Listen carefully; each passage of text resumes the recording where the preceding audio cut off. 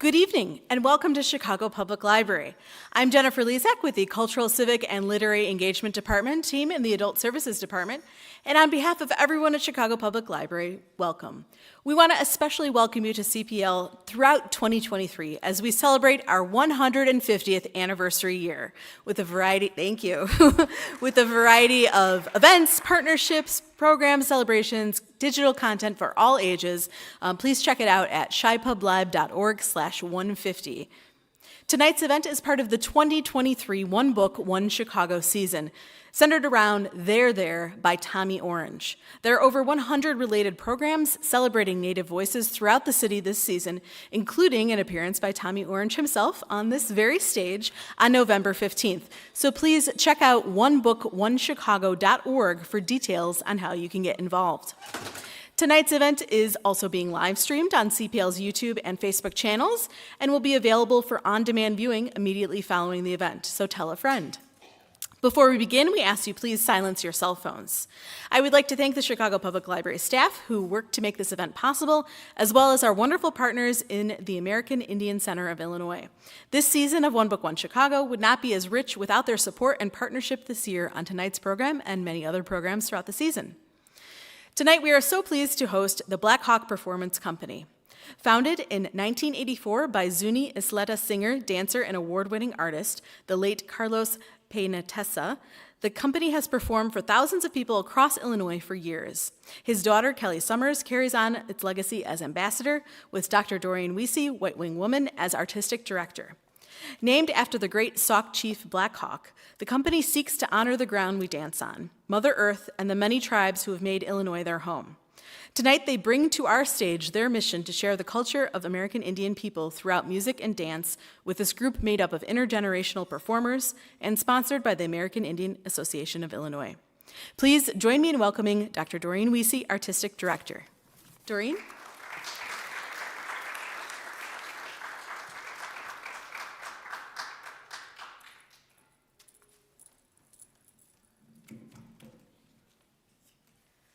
Bonjour, Annie.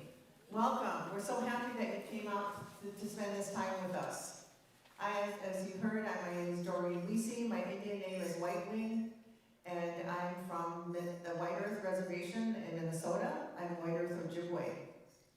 The Ojibwe were part of the last large group that were here in Chicago, Native tribe, the Council of the Three Fires, the Ojibwe being the largest of that three councils. The other ones being the Potawatomi and the Odawa and the Ojibwe. There also have been many other tribes that have lived on Chicago's shores and throughout the state, and currently there are people living here, Native people from over 100 different tribes. So that shows you how an incredible space this is in the world because of the natural resources, the lake, the forests that were here, the prairies. All of that, it was a wonderful place to live, and our people have lived here for thousands and thousands of years. What we're here today to talk about is that we are here to do some dancing and singing for you, and we are going to tell you about the dances that we're doing and the songs. And those songs and dances come from throughout the United States, but mostly from the Midwest. Most of our singers and dancers are from the Midwest area and from tribes such as the Ho-Chunk that were traditionally in northern Illinois, and some of the other tribes that are currently here now. Some of the larger tribes are the Lakota, Dakota, Nakota people, also the Dene, the Navajo people. Those are some of the large tribes that live here currently.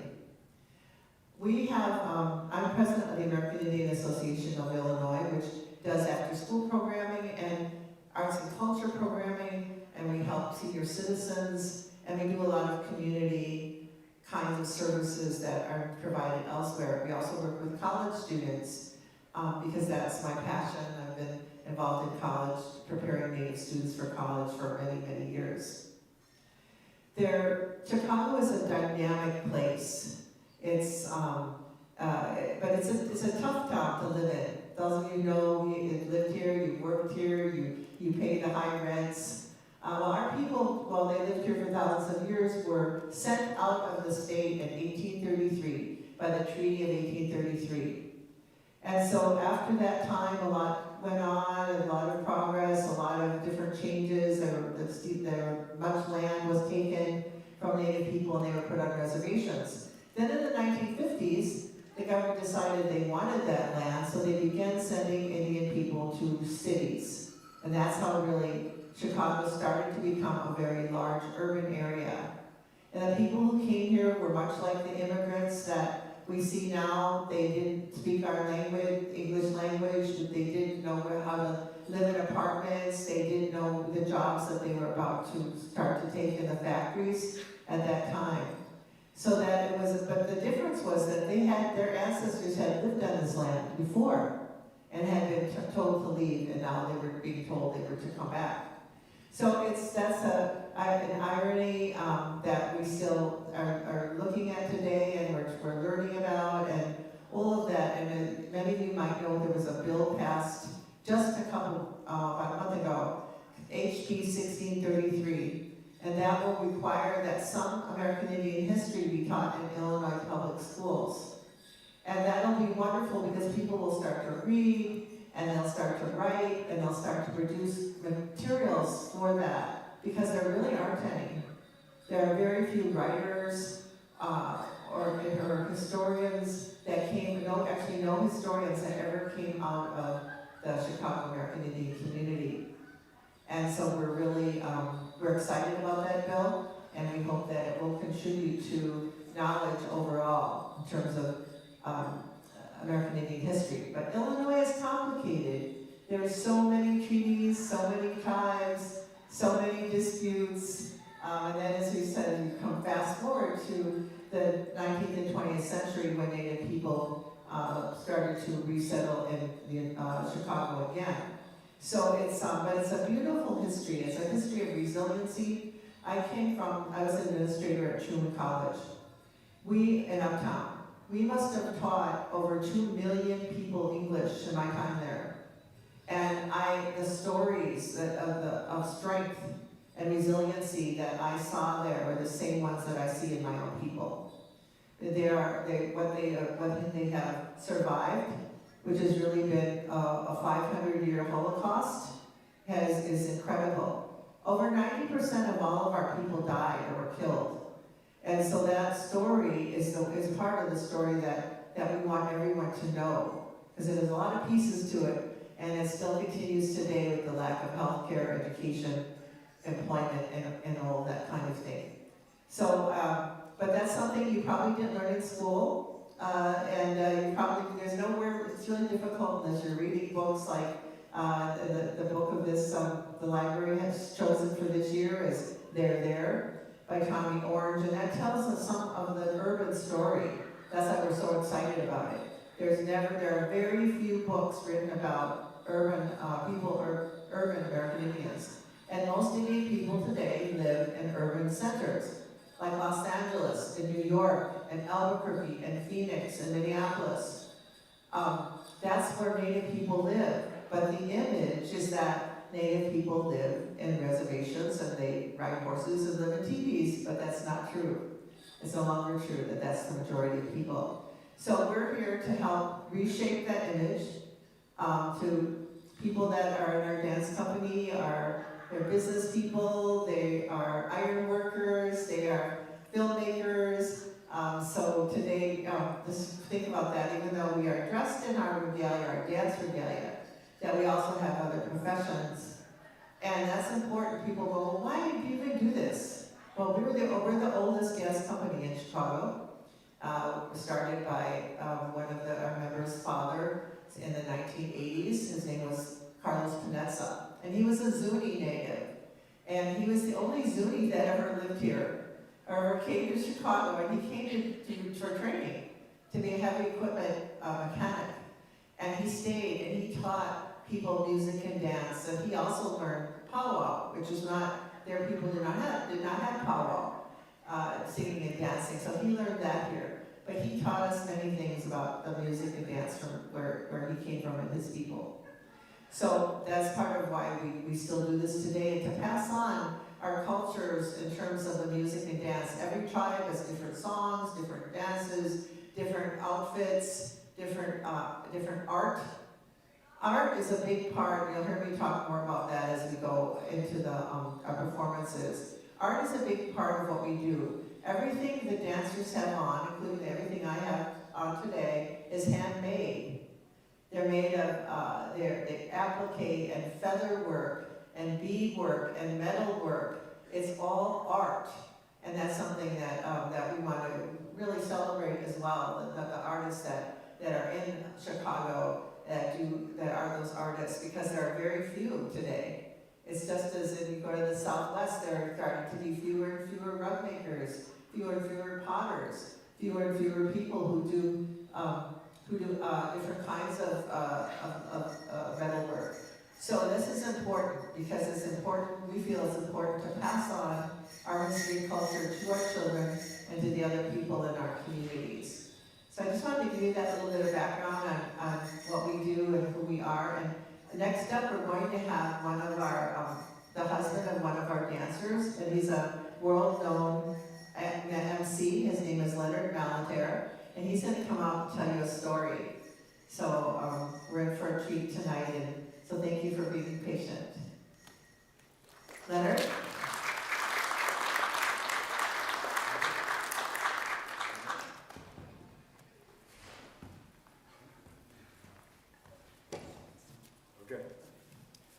Hamatakiapi, Leonard Machiapi. In the Oglala, Lakota Indian language, I said, hello, my relatives. They call me Leonard. I said that in Hamatakiapi, that means, hello, my relatives or my relations. That's means all these people are my relatives. We are all related. A word means I'm related to everything. So when I say that word, everything is my relation. The sun, the moon, the stars, the universe. You ask the Lakota, what is God? And the Lakota will tell you, Takushkashka. Takushkashka, which means what moves, moves. That's what God is. Everything that moves is God. Taku means what? Shka means move. And if you say it twice, it means moves, moves.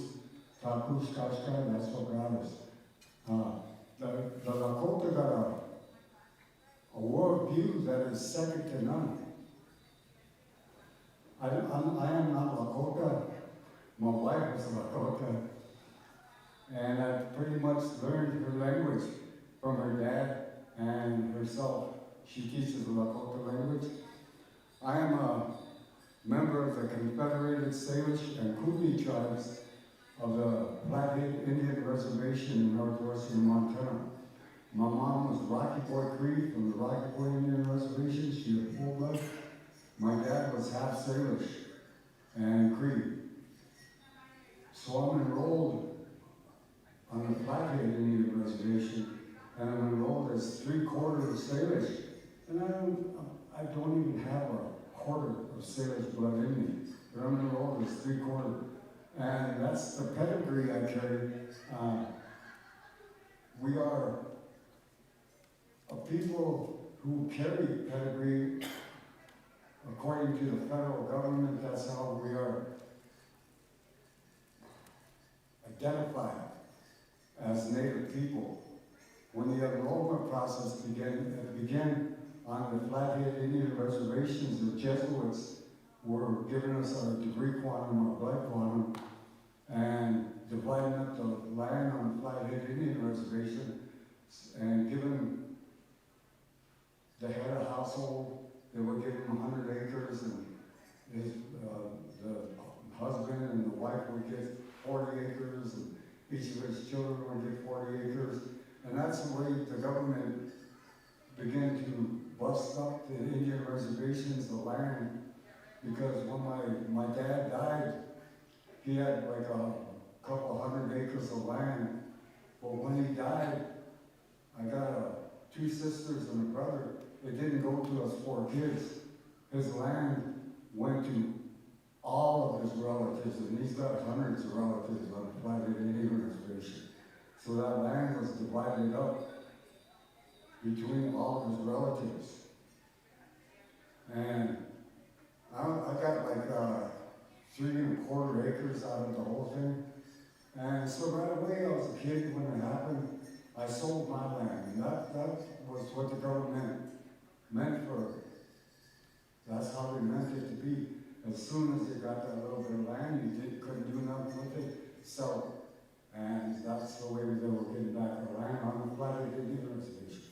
My wife, she comes from the Pine Ridge Indian Reservation, South Dakota, and they didn't have the allotment program there. They didn't divide the land up. They divided the land up on the Flathead Reservation to homestead. All the surplus land was left over was opened up for homestead. And so we got a lot of non-Indian on the Flathead Reservation, actually enrolled, non-Indian at all, but they are enrolled members because they went to the Jesuits that were doing the enrollment process and said, hey, we'll pay you $1,000 to enroll me and my family as full-blood Indians. So that's what the Jesuits did. They took the money and enrolled non-Indians as full-blood Indian. So they got all that land, and they probably still have it, and are not even Indian, yet they're full-blood. They act more Indian than I do. But that's the whole thing. Are you guys ready? Okay. We're going to be back in just a second. I had to take up some time. Our drum was a little bit late. Had to wait for him to get here. So I'm going to ask the dancers, come on in. Just give me a second, guys.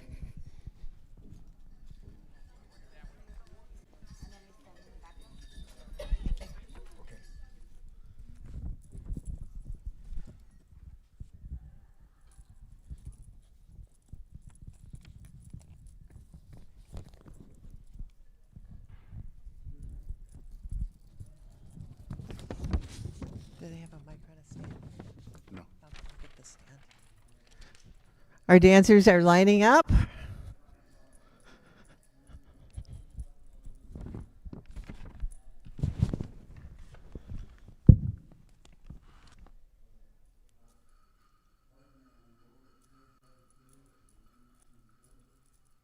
Where do you want it? Here. Well, I'll just hold it for right now. Want to hold it? Yeah, I'll fix it. Check, check. You ready to go though? All right. She get on, she get, on, she get away. She get on, she get, on, she get away. Oh, hey, oh, ska, no, she get, no, she get, no, she get, no, she get, oh, hey.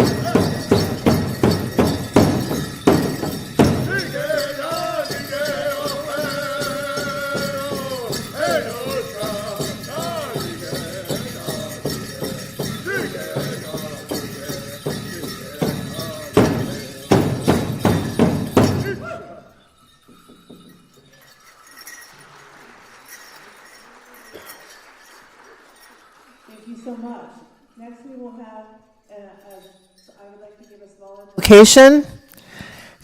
And we'd like you all to stand, and then we're all going to have a flag song and a veteran song after that. The flag song is a song to honor the United States and the great flag of the United States that many of our veterans have fought for. And then the veteran song is to honor those veterans as well. Dear Heavenly Father, God, creator of all things, we thank you for everyone that is here today. We thank you for all of your blessings that the Great Spirit has given us. We are so grateful for everything. That's all we want to say. We pray for a safe journey for all those that are here, that are going home, and for this beautiful day. In thy Son's name, Jesus, amen.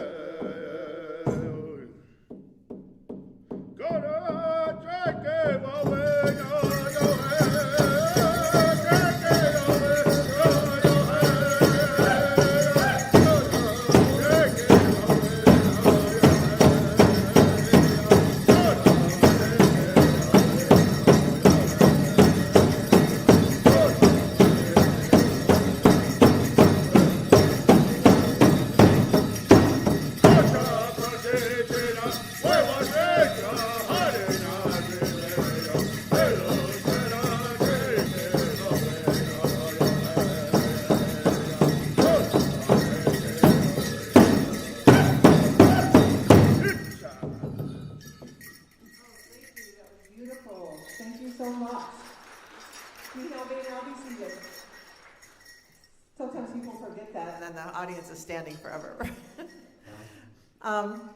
Next, we're going into I'm going to show you some dance styles. They're going to show you some dance styles that are typical in powwows. How many people here have ever been to a powwow? A good number. So we're following exactly the powwow format. This format was really set down by the great Ho-Chunk people. This is the format that I learned from my uncle Lee and Mike. So we're going to start with the traditional men's dance first. Calling traditional men's.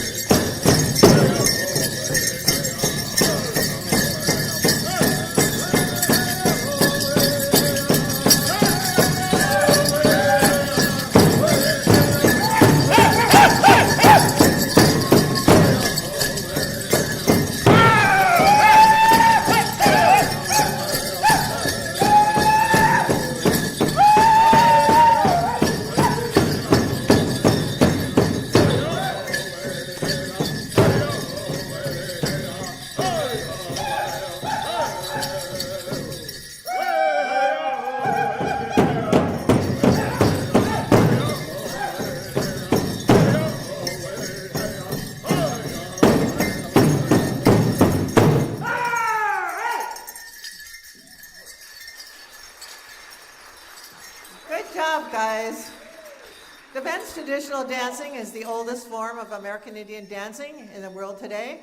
And that dance was used for many different reasons throughout the years, sometimes for war, sometimes for victory, sometimes in celebration. So with that, though, we wanted you to see and all of those, the regalia that you saw in those men, all those things, they were things that they made themselves or they made for each other. Well, most of the dancers out here were the Begay family, and at some point I'm going to have all the dancers introduce themselves to you so you know who they are and what tribe they are. Our next dance that we're going to go into is the women's traditional. The women's traditional is the dance that is the oldest form of women's dancing. Women traditionally in my tribe did not dance with the men. They danced separately at different times and in different styles. So with this, and this is the, and again, the regalia is all handmade. And we see a lot of artwork in this regalia. Take a look at the beadwork, the metal work, the applique. It's all there if you just take notice of it. So with that, we'll have the women's traditional. Hey yo, hey, hey, hey yo, hey yo, hey yo, hey yo, hey yo, hey yo, hey yo, hey yo, hey yo,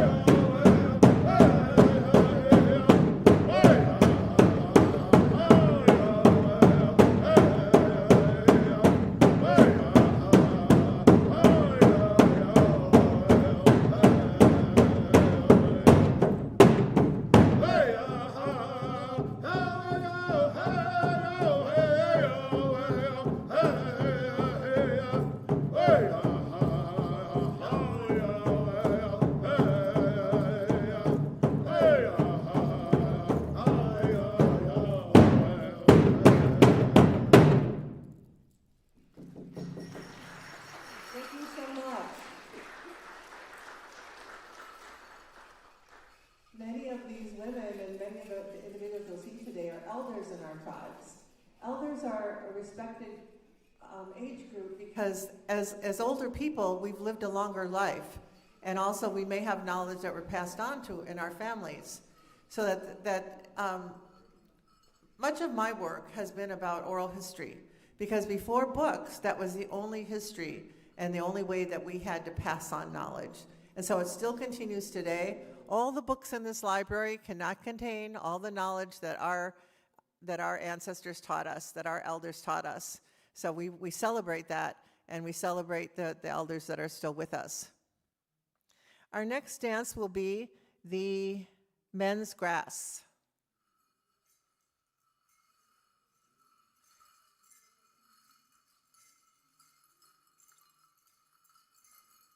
These two young men have been traveling extensively the last few years, doing grass dancing all over the country, and they're really a treat to have today. And I think before we start, I'm going to let Winfield come over and give a short version of the history of the grass dance. Can you do that?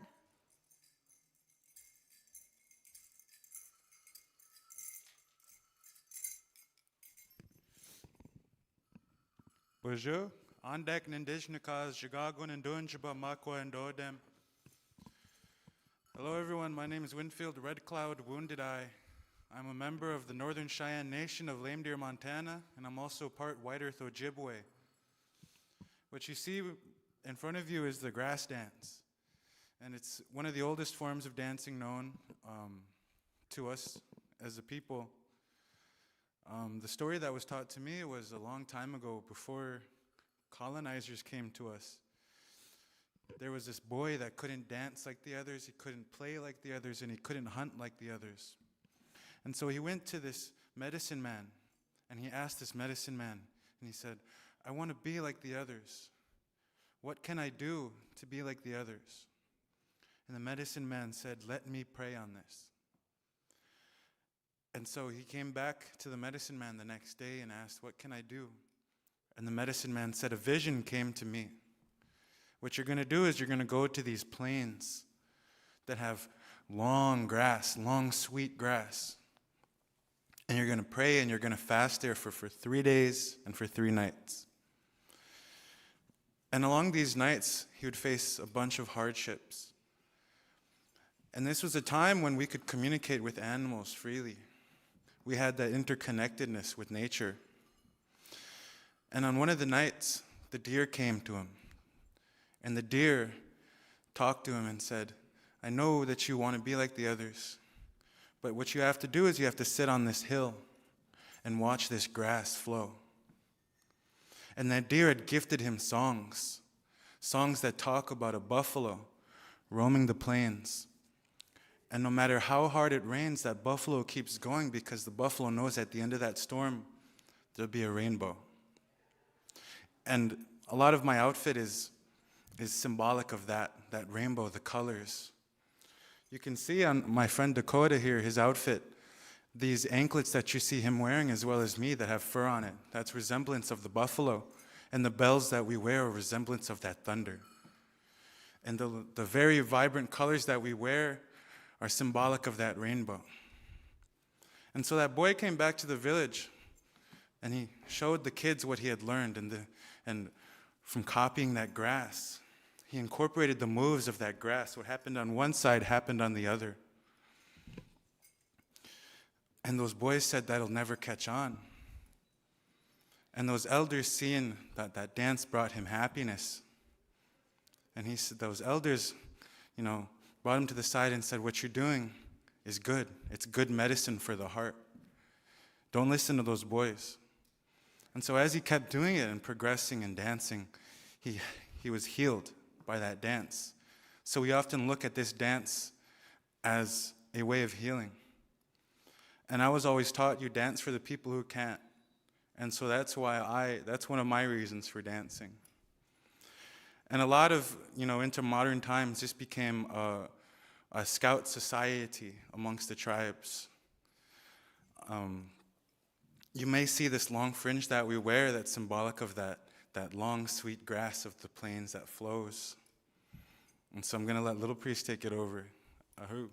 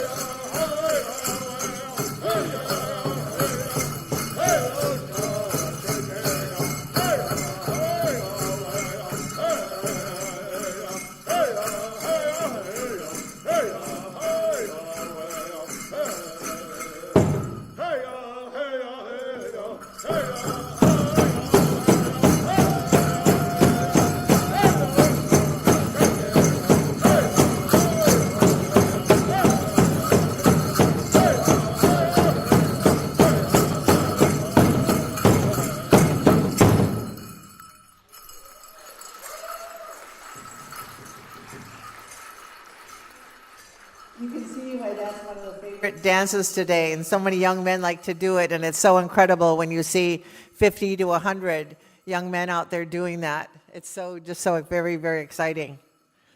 Our next dance will be the women's jingle dress dance. And the women's jingle dress dance came from my people, the Ojibwe people from Minnesota. It's often said that it started at Mille Lacs Lake. And my mother does remember seeing those jingles when she was a girl, and she was born in 1920. And at that time, though, the jingle dresses were mostly black, of black cloth, and dark-colored cloth, because that was the only cloth that our people had. And so the jingles were made out of snuff can tops. Men chewed, and some women chewed snuff at that time, and they cut those tops and they made them into the jingles that you'll see on these dresses. They're very similar. And since then, I've heard another story about a Lakota woman who was in a boarding school, and she said that the nuns there had them cut off the tops of any can. And it makes sense that you could use any can top. It's metal. You can form it into that shape. And so they made jingle dresses, and this would have been around the 50s out of those kinds of cans. But the story that I was told about the jingle dress is that it's a healing dance. And there was once a grandfather, and his granddaughter was very, very ill. And some people think that this dance came out of the 1918 flu epidemic. And that daughter was on the verge of dying. She couldn't leave her bed. She was feverish. She just could not. They were so afraid that she would die. So the grandfather prayed to the Great Spirit, to the Creator, and he asked him, how can I please save my daughter?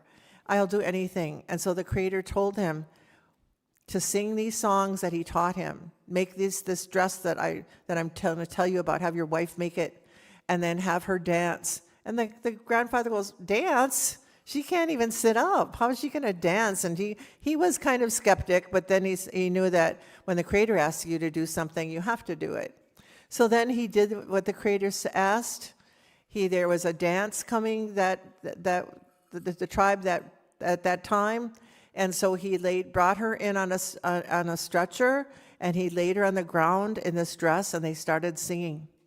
And the other women started dancing too that had made these dresses.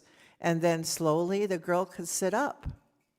Then she was able to, she said, I want to stand up, Grandpa, I want to stand up. And so they held her up, and slowly she took one step at a time, one step at a time, one step at a time. And then before you knew it, she was walking. And then her fever broke. And then she could walk faster. And they brought her some water and food, and she was on the road to recovery. And so today we remember that grandfather and that girl and the belief and the faith that he had in the Creator, and that's why we still dance this dance today. So with that, we'll have the women's jingle.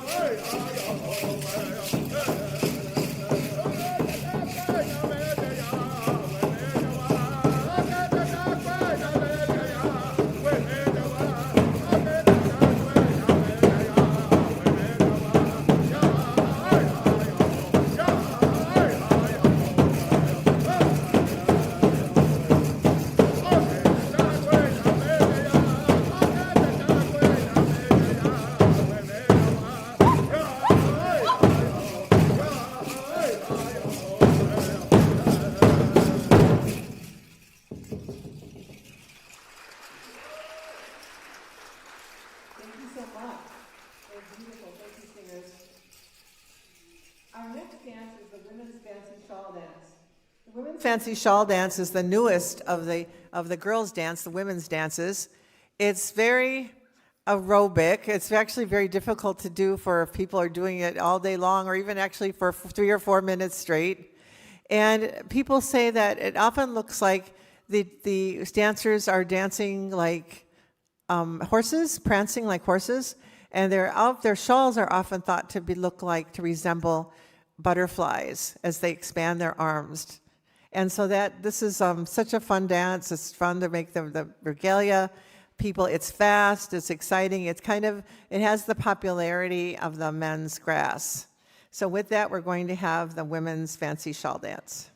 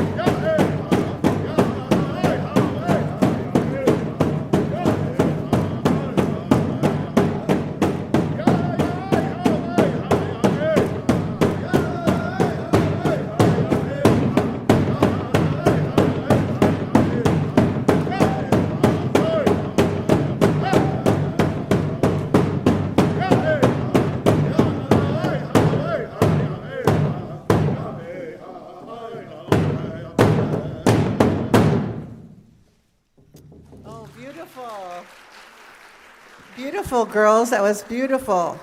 Now I want to have all the dancers come out here, and I'm going to have you introduce yourselves. So first I'm going to ask that Kelly say a few words about himself and his drum and his singer. I'd like to say good evening. My name is Kelly Logan, belong to the Ho Chunk Nation. Name is Nachgehu, Chief of Hearts. And I have my singing group here.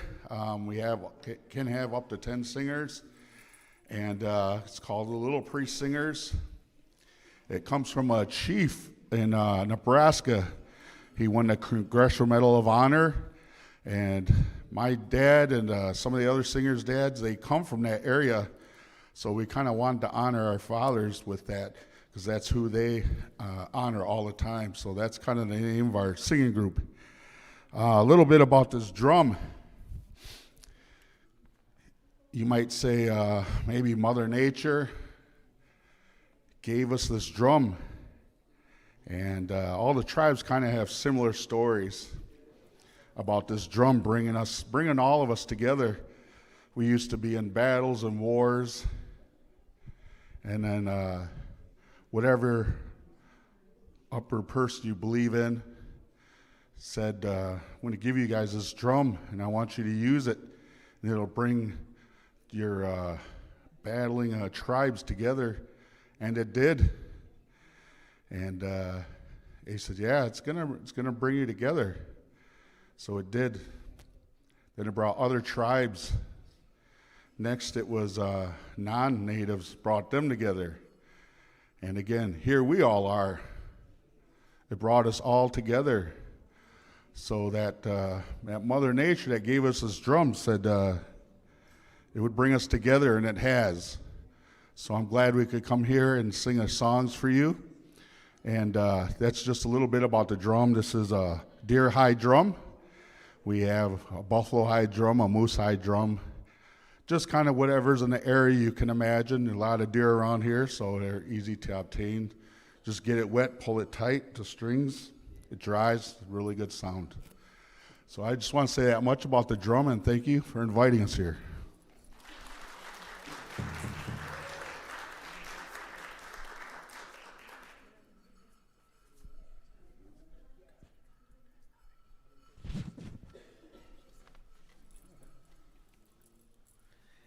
Okay, I'd like to have now our last song of the evening is going to be a round dance.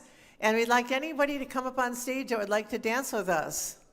Does anybody would like to come up and round dance? Round dance always comes in handy. There's always round dances at powwows. Sometimes they're similar to two-steps. That was one of the first dances that I ever learned, was a round dance. It's very easy. You just slide your feet from side to side.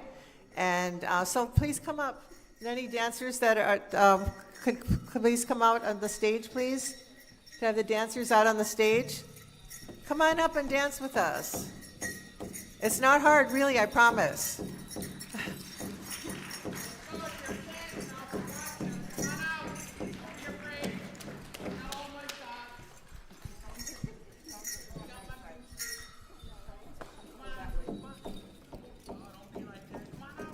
Is there some steps, some that they can come up? Yeah, right there. Okay. Get your camera out.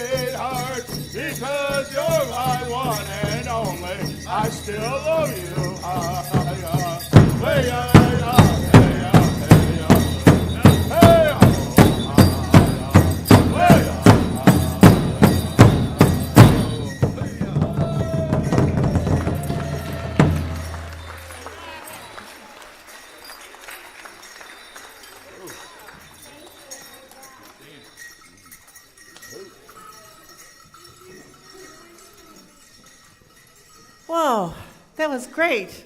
Glad some of you came up and danced with us.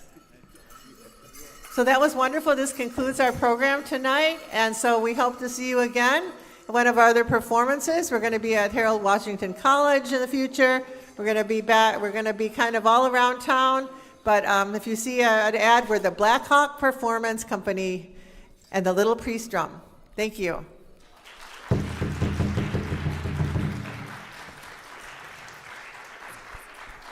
Ladies and gentlemen, one more time for the Black Hawk Performance Company. Thank you so much to the American Indian Association of Illinois, their sponsors. I want to remind you that next Wednesday, we are going to have the Native Media Dream Team doing film screenings of Native youth from Chicago right here on this stage. And then on November 15th, Tommy Orange will be appearing himself.